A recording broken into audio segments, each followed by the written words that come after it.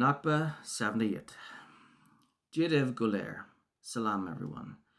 This week marks the 78th anniversary of the Nakba, or catastrophe, when over 700,000 Palestinians were driven from their homes, their villages destroyed, their names erased from maps, but never from memory. The Nakba did not end in 1948. It continues today. It lives in every refugee camp. It lives in every demolished home in Gaza. It lives in every checkpoint that crushes freedom, every border that denies return, every child born under siege, and now it's being repeated in Lebanon.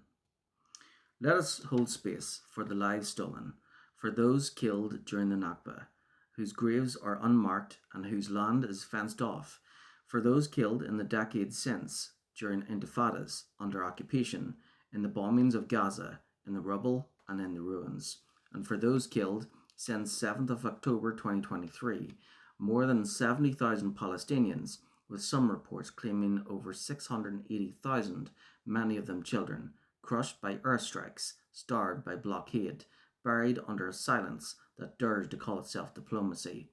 We do not forget them. We say their names when the world does not. Their memory is not a moment of silence. It is a call to action. Right now, as we gather, there are children in Gaza starving, not from neglect, from intentional deprivation, from a siege that uses hunger as a weapon.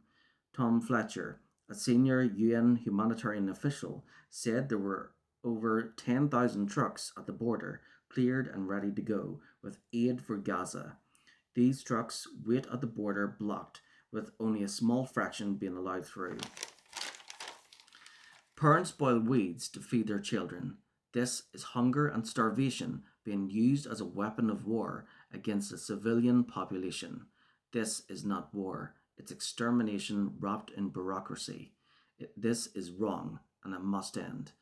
Some people say protesting doesn't do anything, or what does standing in the street do, or what does holding a sign change?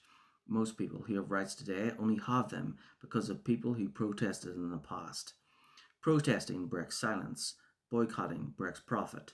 Solidarity breaks the lie that Palestine stands alone. Every protest tells a child in Gaza that they're not alone and that they're not forgotten, that there are people who care about them. Every boycott tells a weapons company that their blood money will cost them. Every donation puts food, medicine, and clothing into hands that refuse to surrender. The Nakba is not history, it is now, but so is resistance, so is courage, so is hope. All symbols of hope are also symbols of anti-oppression.